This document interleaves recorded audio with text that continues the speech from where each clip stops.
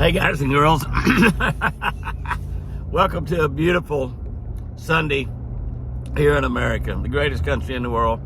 You know, we got a big election coming up pretty soon, and everybody's talking about the election. Everybody's talking about which party is going to do what, who's going to do what, who's debating and who's not debating, and who's talking to the press and who's not talking to the press and everything. But let's talk about fishing. Hey, let's talk about fishing on this Sunday. It's this time of the year when you got to think about one thing in fishing, one thing. And it doesn't matter if you're fishing for catfish or bluegill or largemouth bass or walleye or whatever. One thing is really, really important. That's the fact that it is getting cooler in America. It doesn't matter where you are. It actually, I've been on Lake 10 Killer this week. I haven't been out on the lake. I've been at Sherry's this week, but it actually got down in the 50s last night. That's right, the 50s. Now, we're still having days in southern Oklahoma. This next week, we should have some days over 90. No 100-degree days. That's fantastic. But it's just absolutely the time of the year when water temperature becomes the most important thing. Doesn't matter where you are. Doesn't matter what species of fish you're fishing for. Water temperature is very important. Now, I'm not going to say it's the most important because I'm going to tell you, those bass and those crappie and those catfish and those white bass and those walleye and those stripers are just like me and you. Food's pretty important to them. Food's pretty important to them. One thing we don't have to worry about, they're not any of them spawning this time of the year that I know about. I guess maybe if you have salmon fishing, maybe you're getting into that situation. But anyway, don't know much about salmon, so I'm definitely not going to start talking about those. But water temperature is very important now. The one good thing about the water temperature, or the one bad thing, I guess, about the water temperature, is that it does a couple of things.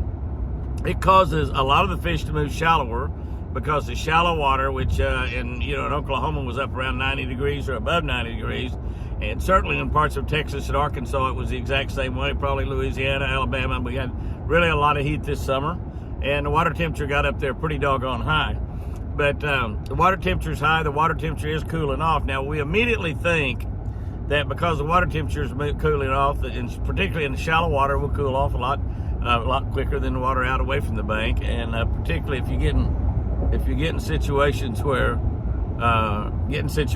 you got some wind blowing the warm surface water into the bank, that's going to really warm the water up, and it's going to do the exact same thing in the fall. It's going to cool the water down a little bit quicker.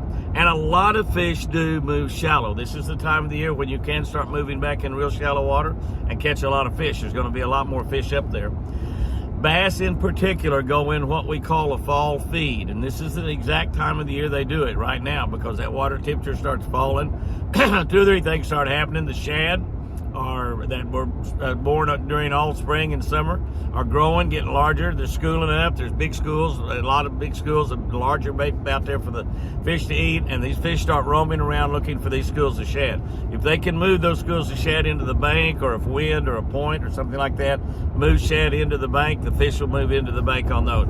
The tail ends of pockets are real good to look at. Go look in the tail ends of pockets, the tail ends of creek. If that creek ends where you can't just go miles and miles up it, but the tail ends of the creeks, the tail ends of large-sized pockets, those shad will move up there, and they sort of work their way toward the end. The bass will sort of corral them and move them toward the end. The end of the coves and pockets begin to load up with a lot of fish, so those are really good places to fish. But the other thing that happens, ironically, is that in the fall of the year, the thermocline moves down a little bit deeper. Our thermocline during the summer was only about 10 or 12 foot deep in most of the lakes that I was fishing. And that meant that most of the fish were above that thermocline. They were only 10 or 12 foot deep. Now, you can see a thermocline on your fish locator. If you got your fish finder, you look and you see that real narrow-looking line that, no, it's not narrow. Sometimes it'll be pretty wide. But it just sort of looks like a lot of static or interference in there. But it goes straight across. It goes straight across, and then your bottom will be down below it. That's a thermocline. That's a 3-degree change in water temperature, and the bass and crappie and stuff will normally stay right above that thermocline. So if your thermocline is 10 or 12 feet, you just rule out any water any deeper than that, and you're pretty much in good shape. There'll be a lot of fish suspended above that. There'll be a lot of fish on cover and structure above that thermocline. But now the thermocline, because of the cooling water and various other factors, have moved down to around 18 or 20 feet. So some of those fish will go down deeper. So, and this complicates the problem in September and October. We have a tendency in our mind to think about September and October being a situation where, but we want to relay it to like maybe April and May. We're going to take September and October, maybe April and May, because the water, or March and April even, March and April, depending on where you live in this country. But as that water temperature rises, the fish move into that warmer water. We think the same thing happens in the fall. As that water cools, the fish move into the shallow water. Well, some of them do. A lot of them do. Particularly those that are going to go on that real fall feed. But a lot of that fall feed, where they do it, whether out in deeper water or up shallow water, depends on where the bait is. So those of you that are looking for fish on your fish finders, whether they're forward-facing, downward-facing, sideways-facing, whatever they are, look for those shad. Look for that bait fish. The fish are going to be around those bait fish. Many times you don't even need a fish locator when they're up in shallow water. You can see those schools of shad, and you can see them out in deep water a lot of times, early in the morning, late in the evening, they come up to the surface. A great time of the year to catch schooling bass. A lot of bass schooling early in the morning, late at night. You get out there right at the crack of dawn, you got a good chance to find schooling fish. You're out there the last hour before dark, you got an excellent chance of finding schooling fish.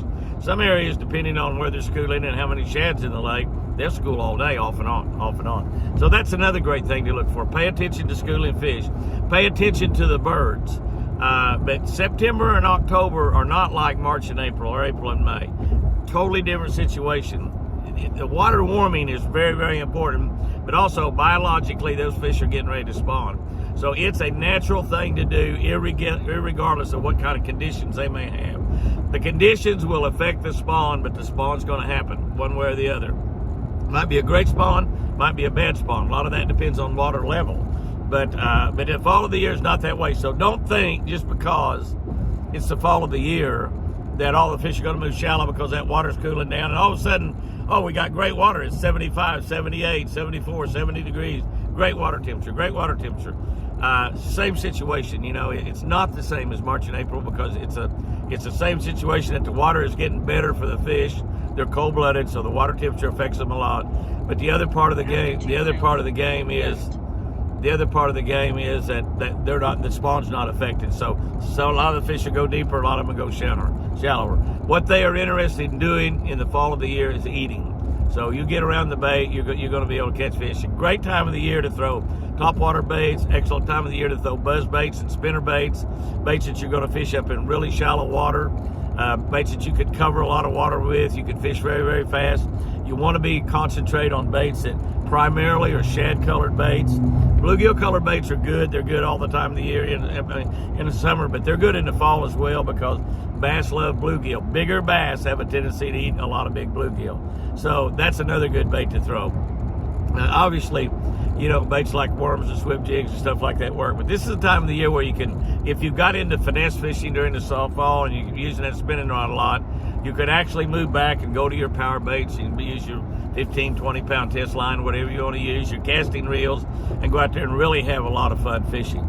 Those of you that are using live scope technology, forward-facing sonar, lots and lots of controversy about that. Most of the older fishermen that have fished all their life without forward-facing sonar and then all of a sudden have forward-facing sonar love it. I love it, but I'm going to tell you, don't let it make you stop fishing. You can turn that locator off, any locator off, and go out there and still catch fish. That's what you want to be able to do. If you're going to become a well-rounded fisherman that really loves to fish and loves to be on the water and loves to figure out how to catch fish and loves it when a plan comes together, if you're that type of fisherman, use that forward-facing sonar. And I use a Garmin live scope. I use forward-facing sonar. I got two of them on my boat. But one on a turret, one on the right-hand turret, one on my power pole trolling motor. But don't just sit out there and drive around looking at that doggone scope. Go fishing. Go fishing. Have fun. Use that as a tool that helps you catch more fish and sometimes helps you catch a big fish. Y'all have heard me tell stories about many times going down the bank spinnerbait fishing and be scanning back and forth as I go out. And maybe out in 8 or 10 foot of water, see a brush pile with a big old bass on it, throw my red band spinnerbait out there and catch it. By the way, Redman spinnerbait, I just found out it's available on Amazon now too. So those of you that have an Amazon account and do a lot of shopping at Amazon, you can get a Redman spinnerbait at Amazon now. You can get them at jimmyhouston.com. You can buy them lots and lots of places, but you can also get them on Amazon. If you live out in the boonies, you're not around where any stores are where you can go buy, any sporting goods stores or Bass Pros or stuff where you can go buy baits. You can get you get them on Amazon. So, but anyhow, back to what we was talking about on fishing there. Make sure you're fishing. Make sure you're still fishing. Make sure you're having fun. Use your forward-facing sonar as a tool to help you catch a few extra fish during the day, perhaps. Maybe catch a big fish that you might not have caught otherwise, and let you catch a fish that's off out away from the bank, and one that you're. But don't just get out there and put your trolling motor around, roam around out there in the middle of the water looking for fish. That's a good thing to do in January and February, maybe some, when most of the big fish are really hard to catch. But let me tell you, we're here in the middle of September, October, November, and even December. All over the South, you can still catch a lot of fish up shallow, and you can catch a lot of fish just fishing. So make sure you enjoy fishing. Fishing is something that God designed for us to be able to eat fish, to be able to feed ourselves. I believe that God knew that one day we'd be fishing for those bass and stuff just for recreation, and we'd be giving them a little spoosh and turn them loose. But it's a great time of the year to go fishing. Just remember and concentrate on that water temperature. Look for water temperature that's cooler. Look for water temperatures cooler, and look for schools of shad. Look for schools of shad. If you find the water temperature is cooler and you find schools of shad, you probably are going to find a lot of fish. You'll probably find bass, white bass, crappie, lots of fish. So that's one of the critical things this time of the year is water temperature. Pay attention to it, just like you do during the springtime when you're looking for that water to get warmer and warmer.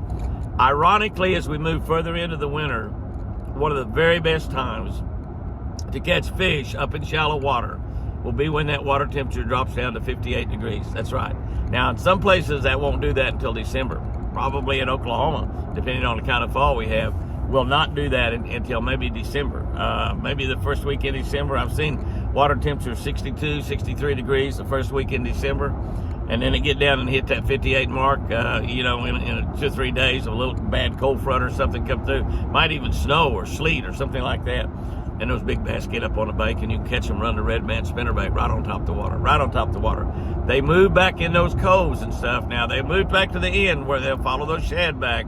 And then as that water temperature begins to decrease and get cooler and cooler, they start moving down those banks. They start moving down those banks back out toward the lake.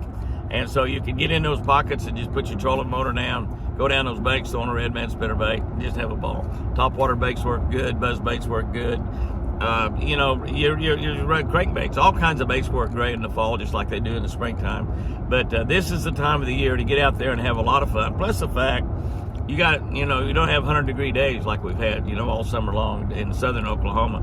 You have 70-degree days, 80-degree days, and 60-degree days, and we're still having some 90-degree days right now, but those are getting few and far between as well, I think, in southern Oklahoma.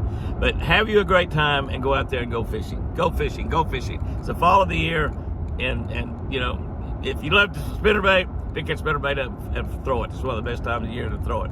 I wanted to also mention that we just passed September 5, which, if I'm thinking right, remembering right, that's 41 months. 41 months since my beautiful Chris had her stroke. And she is so much more improved than she was, for the several months and even a year or two after she had that stroke. She is still getting better all the time. She still can't walk. That's the biggest problem that she has in life right there. She still can't walk. She still can't use her right arm, so she can't go fishing, except she can fish with a cane pole with one hand. But she is just doing remarkably well.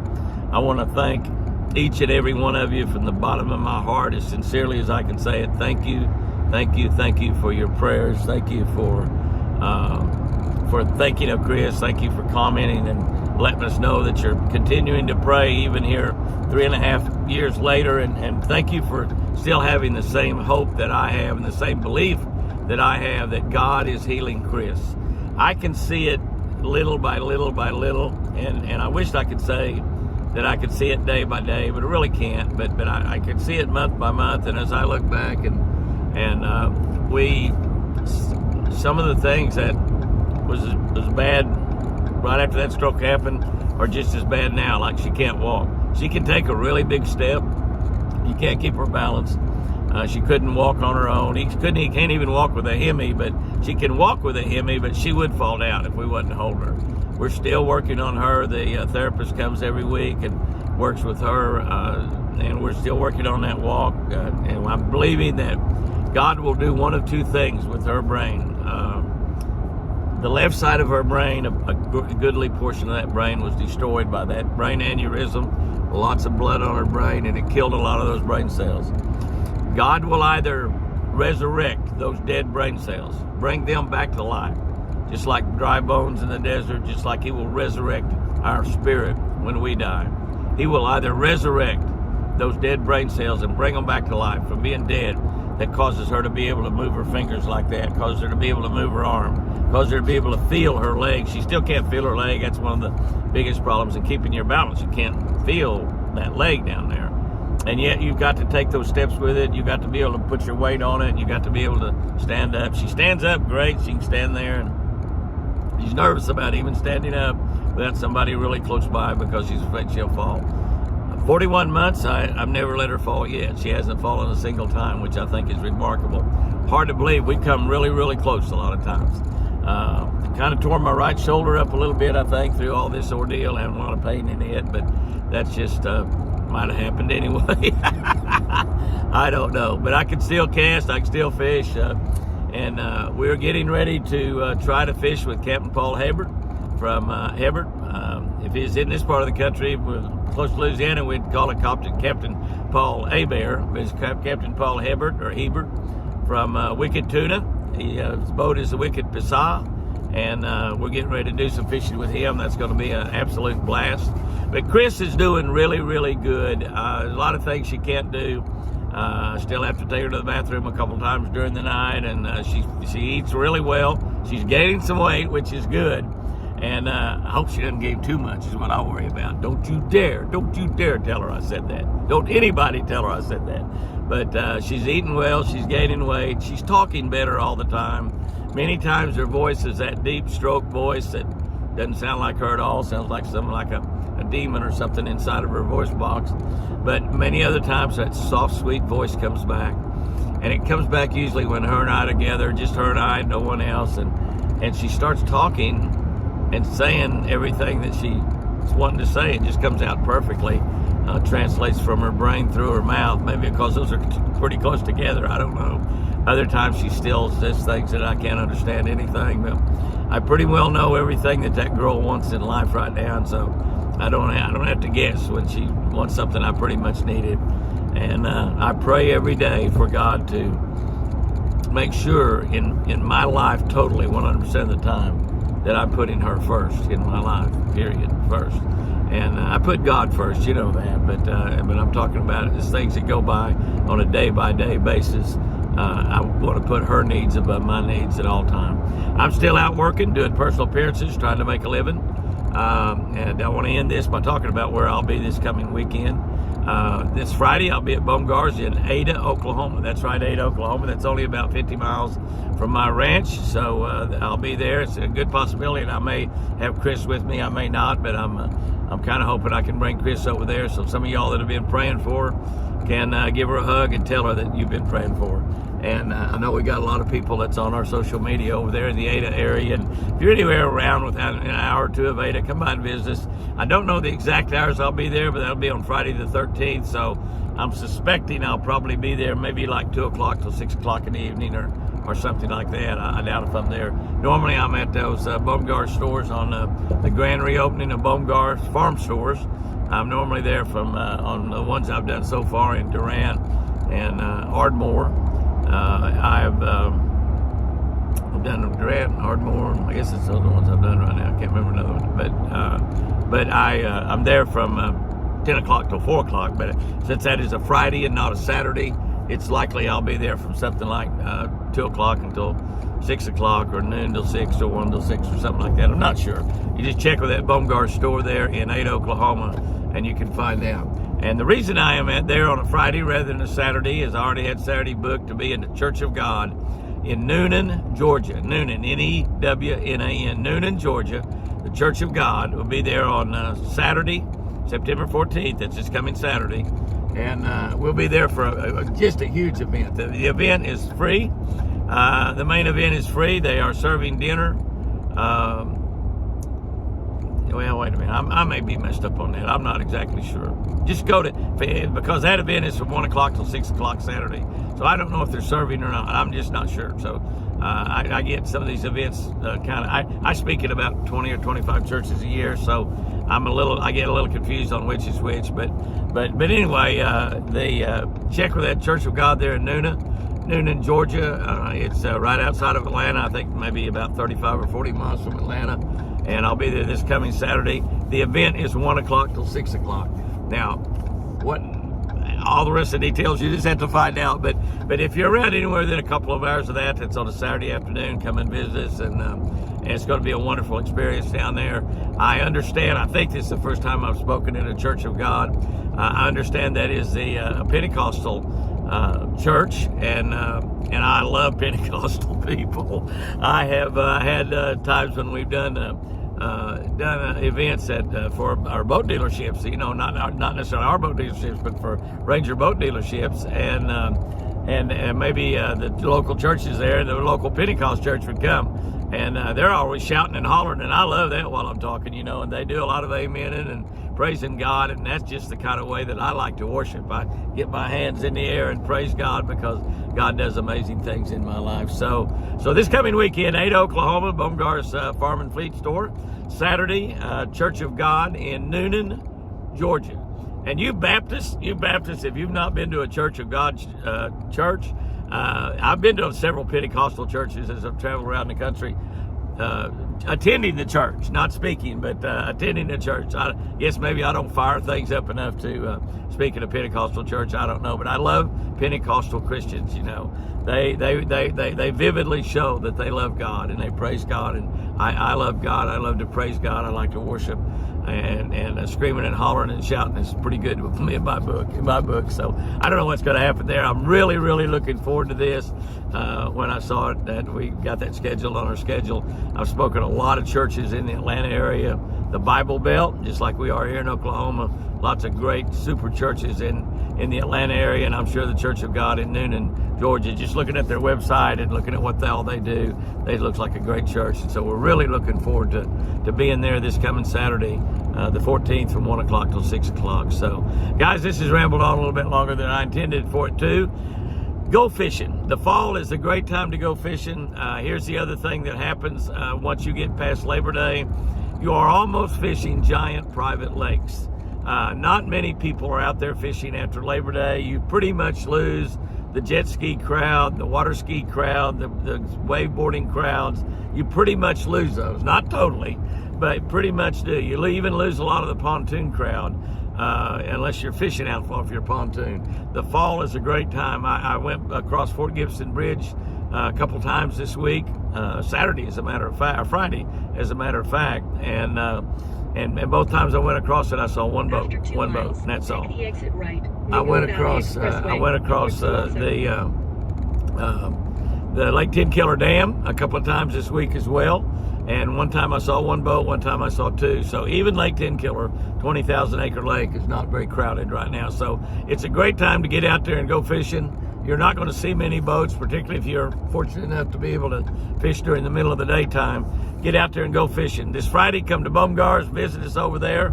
I'll try to have some of my Catch a Better Life books with me if you need to get one of those. Be sure and catch those devotionals. Be sure and get on all 3 of our YouTube channels. Be sure and get, if you're a Facebook person, Jimmy Houston Outdoors, all capital letters, on Facebook. We've got about 1 million people on our social media.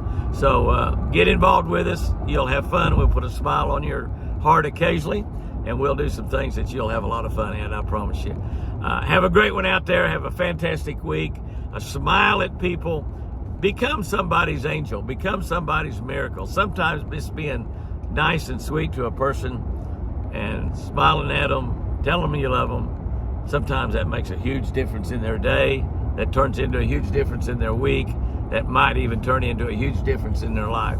So just show people, after half a mile, show people exit right, out there Middle a Valley lot of Expressway, love. Just smile at into them. Owasso. Say hi to them. Fish lucky. And remember, I sure do love you.